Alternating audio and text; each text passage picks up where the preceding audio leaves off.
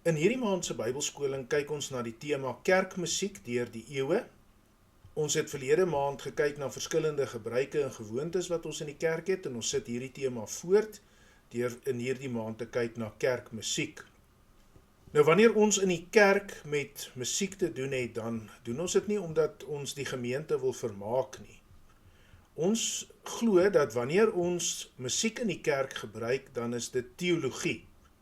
Ons het 'n belydenis wat ons aflê wanneer ons musiek en sang in die kerk gebruik. Wanneer die gemeente sing, sing ons tot eer van God. Psalm 22 vers 4 praat oor die heiligheid van God en dat die lofsange van Israel sy woning vul. Alle gemeentes en alle kerke het een of ander wyse waarop hulle sang en musiek hanteer. Maar watter musiek ons sing, hoe ons dit sing, op watter manier ons dit sing en met watter middele ons dit doen, verskil van gemeente tot gemeente en kerk tot kerk. Die afgelope dekades het hierdie vraag veral 'n nuwe dringendheid gekry weens die tegnologiese vordering, die internet en ander middele wat tans tot ons beskikking is. In baie gereformeerde gemeentes het daar die afgelope dekades die gebruik ontstaan om 'n aanbiddingsspan te hê en verskillende instrumente wat gebruik word, en dit het dikwels die klassieke orgelspel in die kerk vervang. Of daar is 'n spanning tussen, moet ons verskillende instrumente gebruik of moet daar net 'n orgel in die kerk gebruik word? Maar miskien is dit vir u nuus, maar hierdie debat is nie 'n nuwe debat nie. Hierdie debat kom saam met die kerk sedert die eerste gemeentes daar in die Nuwe Testamentiese tyd in huise vergader het. En daarom is dit wys as ons vra na die geskiedkundige traject van musiek in die kerkgeskiedenis, om ook 'n bietjie te gaan kyk na hoe dit in die vroeg-Christelike kerk gedoen is, hoe dit deur die eeue heen in die middeleeue tot die reformatie gedoen is, en dan hoe ons vandag oor kerkmusiek dink en skryf. Nou, ek wil graag in hierdie aanbieding by 4 vrae uitkom. Die eerste vraag is, wat leer die skrif oor musiek? En in besonder dan musiek as 'n skepingsgawe. In die tweede plek, wat het die kerkvaders, veral die kerkvaders voor die 4de eeu, voor die tydperk van 300 na Christus, oor musiek en musiekinstrumente geleer? Verder, wat het Calvin en die reformatore met musiek en die kerkmusiek vraag gedoen? En laastens, is die orgel die enigste gereformeerde opsie in die kerk, of waar kom die gebruik vandaan? Nou, dit is eerstens baie belangrik om daarop te let dat musiek nie sommer net uit die lug uit val nie. Ons gaan nie in die kerk maar bloot net met musiek om en elkeen besluit en elkeen maak 'n voorstel en dan is dit die soort musiek wat ons in die kerk het nie. Maar musiek is deel van die mens. Daar is nie mense op aarde wat nie met musiek te doen het nie. En daarom is musiek 'n skepingsgawe van God. Elke menslike beskawing, sonder uitsondering, ken musiek. Of dit nou 'n stam is wat iewers in 'n afgeleë plek hulle self bevind, of dit nou in Europa of in Afrika of in Amerika, in die moderne tyd, in die postmoderne tyd of selfs in die antieke wêreld is, almal ken musiek. God het ons die vermoë gegee om te sing en om dit tot sy eer te kan doen. Daarom word musiek nie uitgedink nie. Musiek word ontdek, want dit is reeds in die skepingsorde vir ons gegee. Die skepingsorde lê bepaalde wette vir musiek neer. 'n sekere soort musiek is geskik wanneer ons rou, wanneer ons begrafnis het. 'n sekere soort musiek is geskik om op te dans. Ander musiek is geskik vir aanbidding. En daarom dans ons nie by 'n begrafnis nie, En ons hou nie begrafnis wanneer ons God moet loof en aanbid nie. En daarom is dit ook belangrik om die vraag te vra, watter soort musiek pas in die kerk? En watter soort musiek pas by die dansvloer? Musiek kom dwars deur die Bybel voor. Ons kry in die Nuwe Testament as kerk ook 'n opdrag om te sing tot eer van die Here. Efesiërs 5 vers 9 sê, spreek onder mekaar met psalms en lofsange en geestelike liedere en sing en psalms sing in julle hart tot eer van die Here, terwyl julle God die Vader altyd vir alles dank in die naam van ons Here Jesus Christus. In Kolossense 3 vers 16 lees ons leer en vermaan mekaar met psalms en lofsange en geestelike liedere en sing in julle hart met dankbaarheid tot eer van die Here. Die musiek wat ons in die kerk sing, moet dus die woord van God wat in ons harte leef weerspieël. 'n Sleutelbeginsel wat ons hier ook wil onderstreep is, musiek is nie neutraal nie, dit het 'n eie rigting en 'n eie boodskap. Ons luister musiek as ons bly is, as ons hartseer is, as ons alleen is, as ons verlief is. Musiek verklap dus iets van die gemoedstoestand wat in ons harte leef. Musiek kommunikeer, ongeag die woorde wat gebruik word, en daarom is dit nie neutraal nie. Kerkmusiek wat lyk na 'n konsertgeleentheid eerder as na aanbidding van die heilige God, verklap 'n dieper probleem, 'n teologiese probleem in daardie gemeente, wat dan nie verstaan dat die musiek moet pas by die persoon voor wie ons staan nie. Kerkmusiek is 'n genre wat dikwels verkeerd verstaan word. Net so min as wat ons lofliedere sal sing by 'n begrafnis, net so min pas sekere genres by 'n erediens. En daarom moet musiek pas by die geleentheid. As ons gebede eerbiedwaardig, heilig, jubelend en dankbaar moet wees, dan moet musiek dit ook wees, want musiek is gebede wat ons sing, wat uit die hart van die gemeente uitkom.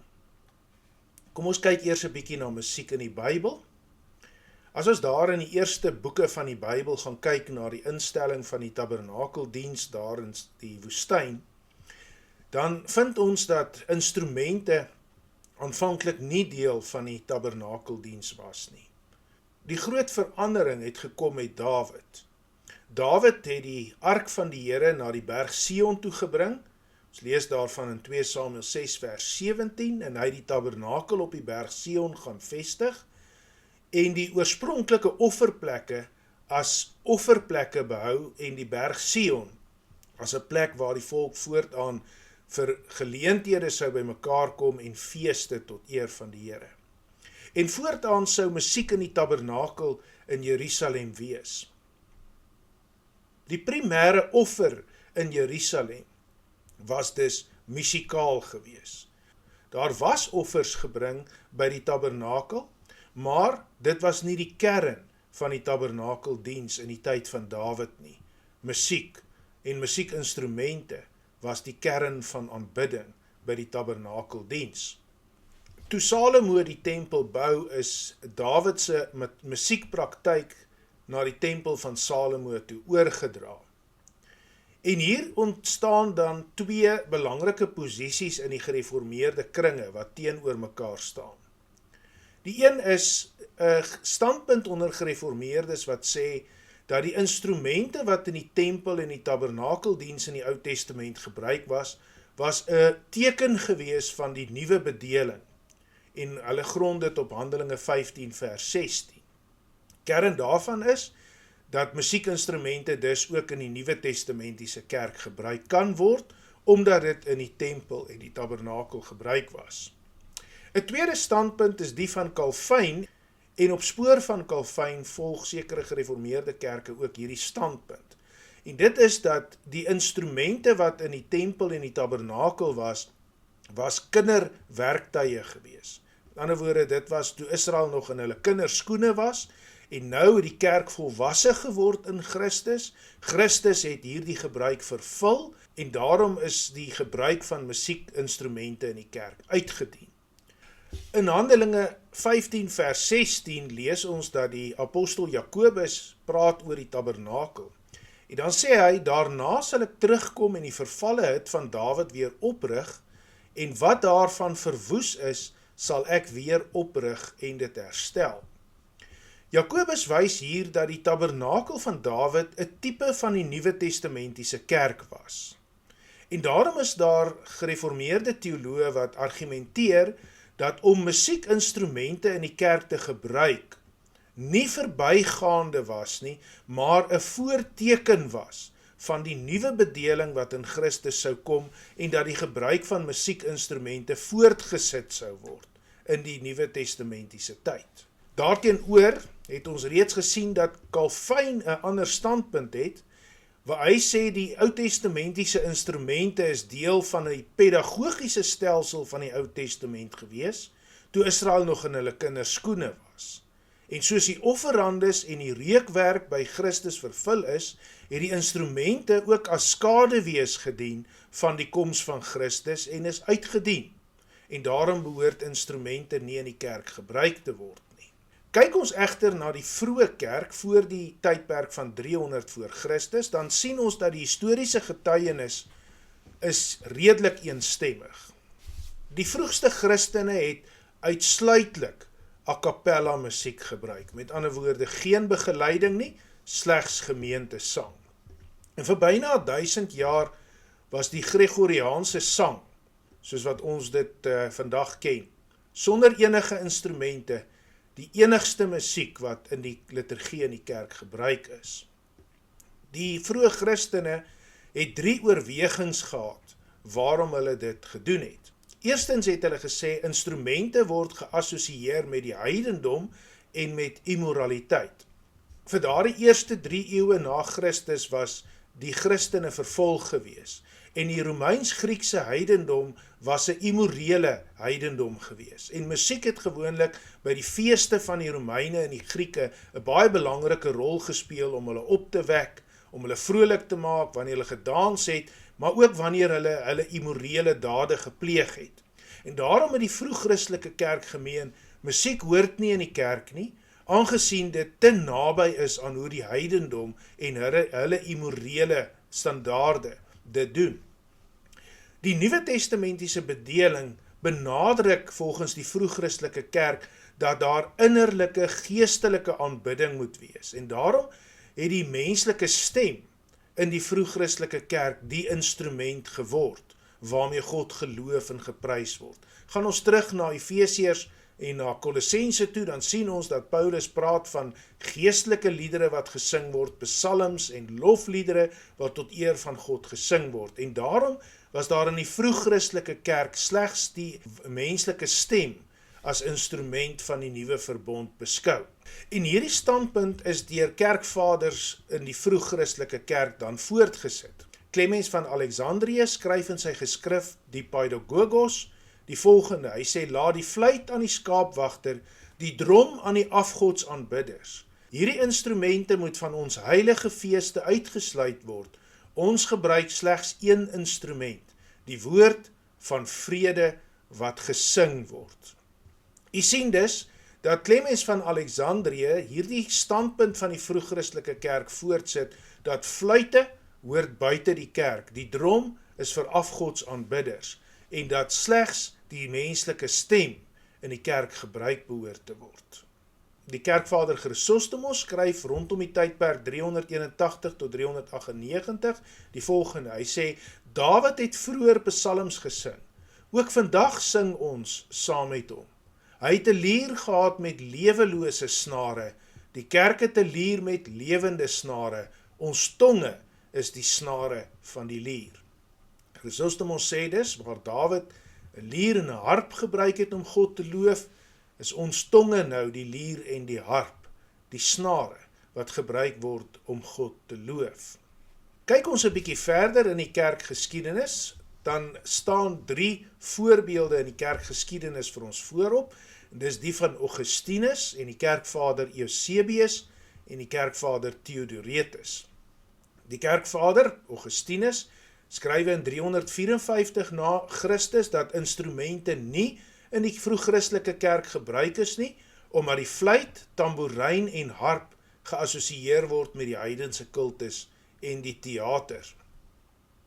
Augustinus het dus nie die standpunt dat musiek boos is nie, hy het wel die standpunt dat dit nie in die kerk hoort nie. Eusebius skrywe in sy kommentaar op Psalm 91, die eenstemmige stemme van Christene sou aangenamer vir God wees as enige musikale instrument.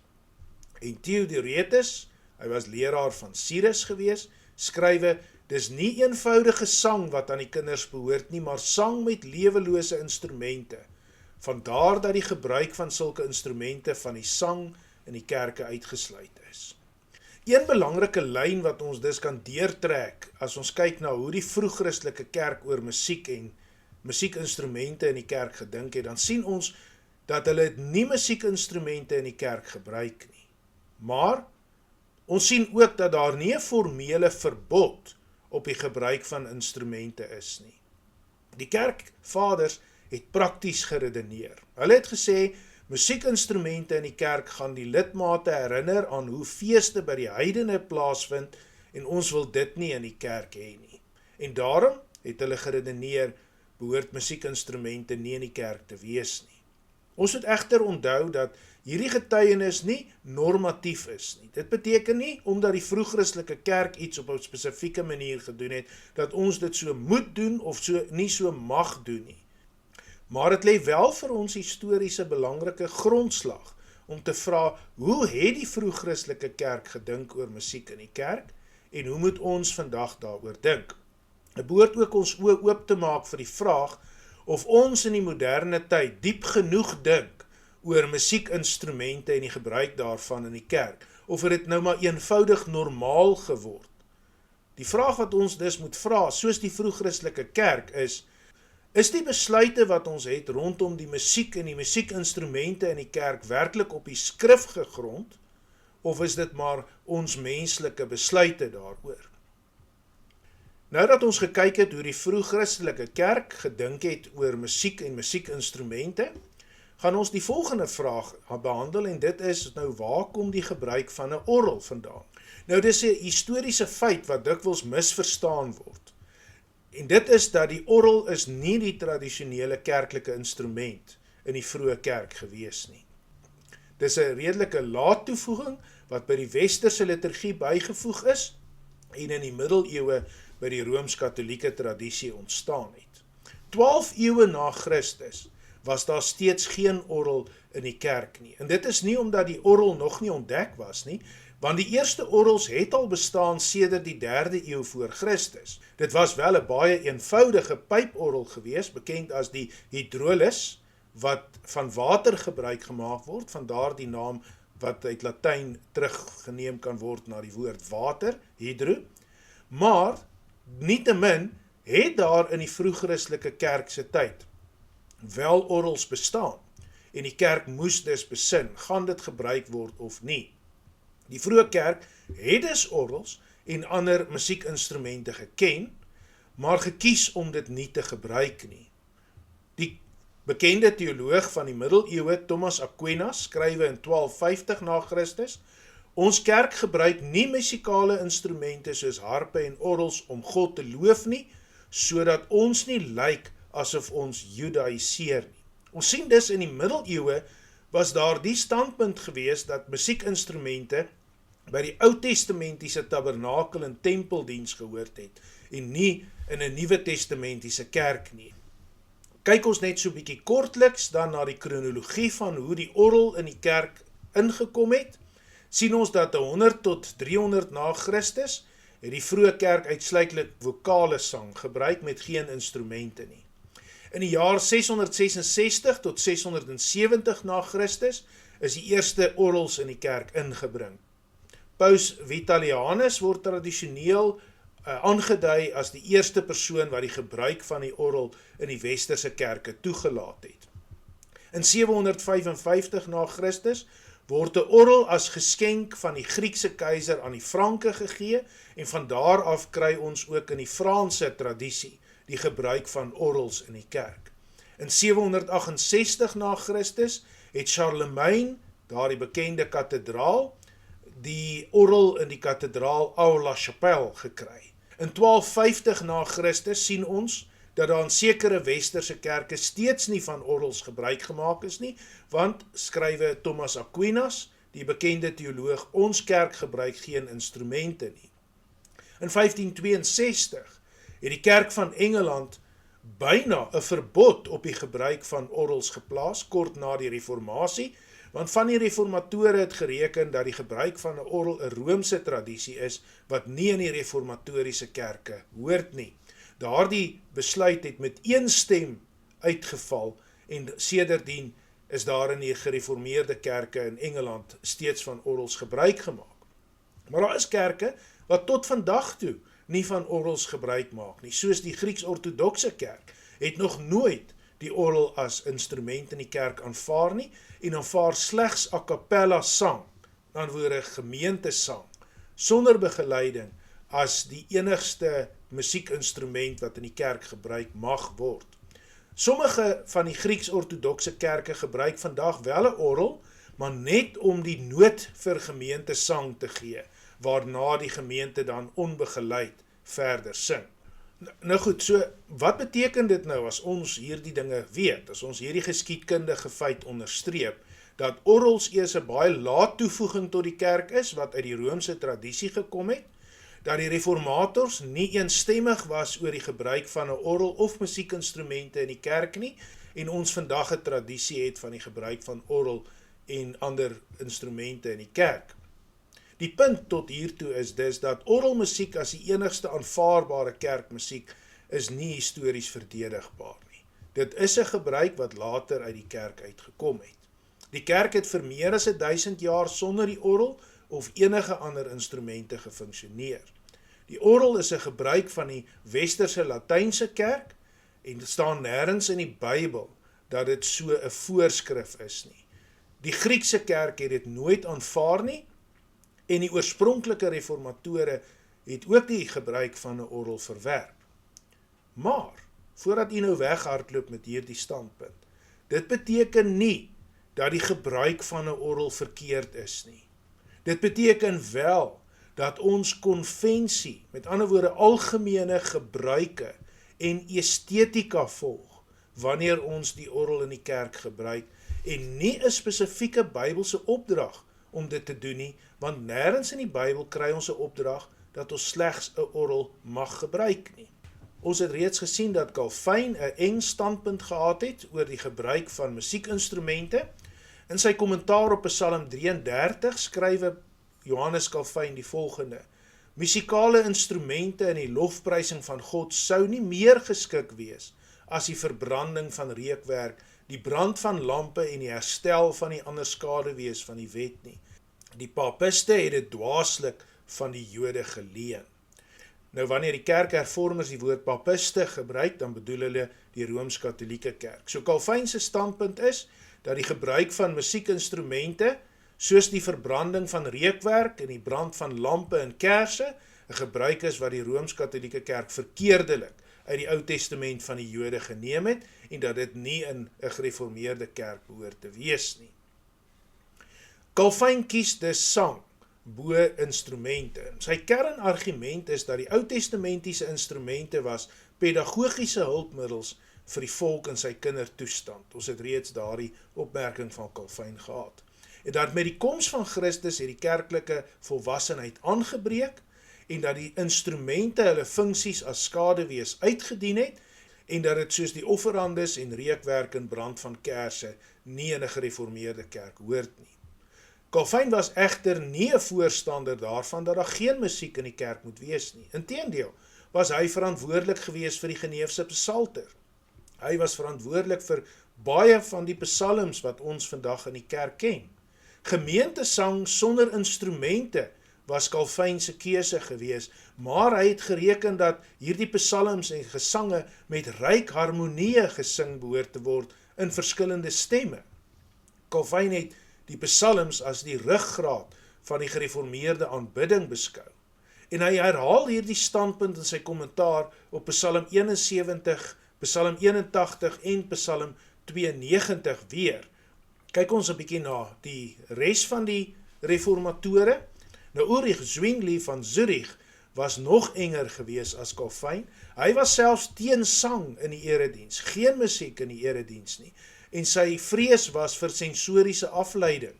Hy het gedink dat die gemeente afgelei gaan word van die aanbidding van God as hulle sing. Interessant genoeg was Ulrich Zwingli 'n baie goeie musikant gewees en het hy gereken musiek het 'n baie goeie plek en belangrike plek in die samelewing, maar nie in die kerk nie. Maar die kerkhervormer Martin Luther van Duitsland was egter baie meer toegeeflik gewees. Hy het wysies van bekende volksliedere geneem en kerklike liedere geskryf op daardie wysies. Hy het die orgel in die kerk aanvaar, solank dit aanbidding bevorder, en hy het gereken dat gemeentesang nie so eng behoort te wees dat dit slegs psalms en ander geestelike liedere behoort te wees nie, maar dat meer bekende liedere ook in die kerk gesing kan word. Vanuit die geskiedenis kry ons ook belangrike kerklike besluite oor musiekinstrumente. Die Westminster Belydenis het in 1644 die volgende in die hoofstuk 21:1 geneem. Hulle formuleer die beginsel dat die enigste aanvaarbare manier om God te aanbid is dit wat in die skrif gegee word. En daarom, omdat daar nêrens in die skrif spesifiek van musiekinstrumente gepraat word nie, was die enger Westminster standpunt dat daar geen musiekinstrumente in die kerk gebruik moet word nie. Hierna is die groot orgelpype by die St. Paulus en St. Peter kerke uitgehaal op grond van die standpunt van Westminster. Die synode van Middelburg in die Reformatie het in 1581 besluit dat daar nie musiekinstrumente in die erediens gebruik behoort te word nie. So het die synode van Holland en Zeeland in Nederland in 1594 ook besluit dat die magistrate versoek word om al die orgels uit die gereformeerde kerke in Nederland te verwyder. En die provinsiale synode van Dort het in 1574 die gebruik van instrumente in die erediens veroordeel. Ons sien dus dat die ouer gereformeerde standpunt in Europa, behalwe in Duitsland, was oorwegend teen die gebruik van musiekinstrumente in die kerk. Natuurlik sluit dit dan ook die orgel in en slegs gemeentesang as musiekinstrument. Hierdie standpunt van die vroeë reformatore is dan ook in die 1700s en 1800s gevolg met die bekende Charles Spurgeon, die bekende prediker. Hy was bekend daarvoor dat hy sonder enige instrumente vir 20.000 mense elke Sondag vir 20 jaar gepreek het en hy skrywe, watter vernedering om die intelligente sang van die hele gemeente te verdring deur die theaterinstrumente van 'n kwartet, blaasbalk en pype. Ons kan net so goed met masjinerie bid as ons met masjinerie loof. Ons sien dus hier dat die standpunt van Charles Spurgeon was gewees dat dit masjiene is wat gebruik word in aanbidding en daarom behoort dit nie in die gereformeerde kerke toegelaat te word nie. Dis baie belangrik dat ons nou nie die kind met die badwater uitgooi nie. En daarom wil ek vervolgens die vraag vra, maar wat is die beginsel van musiek in die kerk? Ons sien dat daar deur die eeue heen uiteenlopende standpunte was oor musiek en musiekinstrumente in die kerk, maar vir ons as 'n gereformeerde kerk is die vraag altyd, maar wat sê die Bybel? Wat is die beginsel wat ons in die skrif kry? Die Westminster Belydenis van geloof, daar het ons reeds gesien, sê die aanvaarbare wyse van aanbidding van die ware God is deur homself ingestel. En so beperk deur sy eie geopenbaarde wil, dat hy nie aanbid mag word op enige ander wyse wat nie in die Heilige Skrif voorgeskryf is nie. Ons sien dus dat daar standpunte is van enger gereformeerdes, wat sê, geen musiekinstrumente in die kerk nie, want die Bybel praat nie spesifiek in die Nuwe Testament van die gebruik van musiekinstrumente nie. Maar, as ons nou die ander kant van die saak moet beredeneer, dan moet ons ook sê, reg, die Bybel praat nie van musiekinstrumente naas gemeentesang in die Nuwe Testament nie, maar nêrens in die Nuwe Testament kry ons 'n beletsel teen die gebruik van musiekinstrumente nie. En daarom kan hierdie beginsel nie bloot net na die een kant toe deurgetrek word nie. Daar is twee uiterste posisies. Dis die strenger posisie van geen instrumente nie, en daarom is daar tot vandag toe kerke wat geen musiekinstrumente in die kerk toelaat nie. Voorbeelde hiervan is die Reformed Presbyterian Church of North America, die Free Presbyterian Church of Scotland, die Free Church of Scotland Continuing, die Presbyterian Reformed Church en die Covenant Reformed Presbyterian Church. Dis voorbeelde van kerke wat glad nie musiekinstrumente in die kerk toelaat nie. Maar daar is ook onder gereformeerdes, en dit is die meeste gereformeerdes, 'n meer inklusiewe of 'n meer toegeeflike standpunt. Ons sou kon sê 'n navolging van Luther se standpunt. En dit is, in die meeste gereformeerde kerke word geredeneer dat die tabernakel van Dawid het instrumente toegelaat en dat dit 'n voorloper van die Nuwe Testamentiese kerk is. En daarom kan instrumente in die kerk gebruik word, mits dit ordelik is. Volgens 1 Korintiërs 14 vers 40, wat sê dat alles in die kerk ordelik moet geskied. Voorbeelde van kerke wat instrumente toelaat, is die meeste Afrikaanse gereformeerde kerke in Suid-Afrika, trouens ook die meeste Engelse kerke, die Westminster kerke, ook die AP kerk, laat musiekinstrumente in die kerk toe. Die verskil lê egter watter instrumente. Want ons weet selfs onder Afrikaanse gereformeerde kerke in Suid-Afrika is daar uiteenlopende verskille oor watter instrumente. Sommige het heeltemal weggedoen met 'n orgel, ander gebruik musiekinstrumente wat tradisioneel nie deel van die gereformeerde tradisie was nie, en daarom ontstaan die vraag watter instrumente moet gebruik word. En dis 'n saak waaroor elke kerkverband sinodaal besluit. So dit beteken, liewe vriende, dat 'n besluit oor musiekinstrumente nie spesifiek in die Bybel vir ons gegee of verbied word nie, maar dat dit 'n saak is wat kerklik uitgeklaar behoort te word, mits dit die orde in die erediens dien. Vervolgens ontstaan die vraag dan, is net 'n orgel in gereformeerde kerke aanvaarbaar? En die antwoord is nee, maar nie omdat die orgel sleg is nie. Aangesien die Bybel nie oor 'n orgel praat nie, beteken dit nie dat 'n kitaar outomaties beter is vir die erediens nie. Dis 'n saak waaroor daar biddend volgens die Bybel uitgemaak behoort te word. U sien daardie aanbiddingstyl daar in die prentjie daar regs. Dis 'n styl wat tradisioneel nie die gereformeerde kerkmusiek dien nie. En daarom moet die tradisionele gereformeerde kerkmusiek nie sommer net verwerp word nie. Dit beteken nie dat enige instrument in die kerk ingebring kan word sonder dat ons diep en bybels daaroor redeneer en teologies oorweeg nie. Die regte vraag is nie, watter instrument mag ons in die kerk gebruik nie, maar eerder, dien die instrument wat ons gebruik die gemeente se sang, of word die musiek in die erediens 'n verhoog item en vervang dit die gemeente se sang as aanbidding?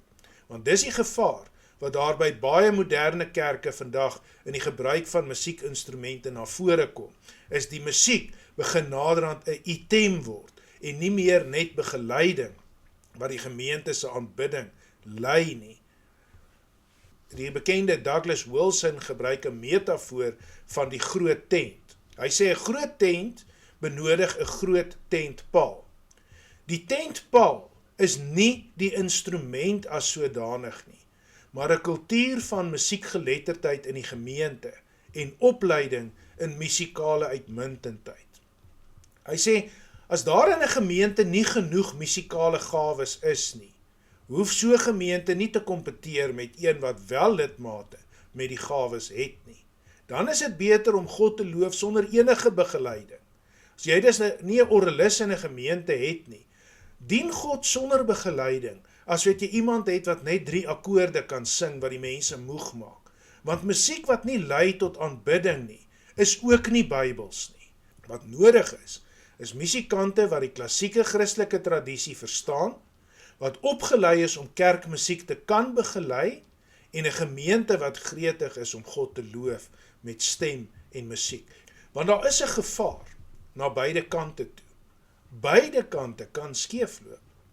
In die tradisionele musiek Kom ons sê 'n gemeente wat sê, in ons gemeente sal daar net 'n orgel gebruik word vir die volgende 100 jaar. Daar is die gevaar dat dit in elitisme kan ontwikkel, dat ons dink dat ons beter is as ander. Dit kan gebeur dat die musiek in die kerk styf en koud word, as dit nie reg gedoen word nie. Dit kan klink soos 'n begrafnis, en dan is dit nie meer aanbidding nie.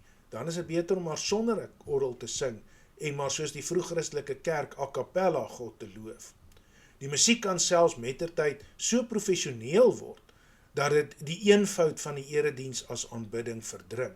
Dis ook 'n gevaar, is dat ons die musiek in die kerk naderhand so professioneel, met sulke goeie instrumente, met soveel klank en byklanke gaan bedien, dat dit nie meer die eenvoudige aanbidding van God dien nie. Maar daar is ook gevare in kontemporêre musiek. Dit kan baie maklik in 'n konsertitem verander. En dis ongelukkig wat ek sien by baie van die kerke rondom ons gebeur. Naderhand gaan dit meer oor die musiek en die musiekinstrumente as die aanbidding en die aard daarvan. Dit kan maklik mettertyd oor die mense gaan wat die musiek maak, die mense wat daarvoor staan en die voorsanger, en nie meer oor die gemeente se aanbidding nie.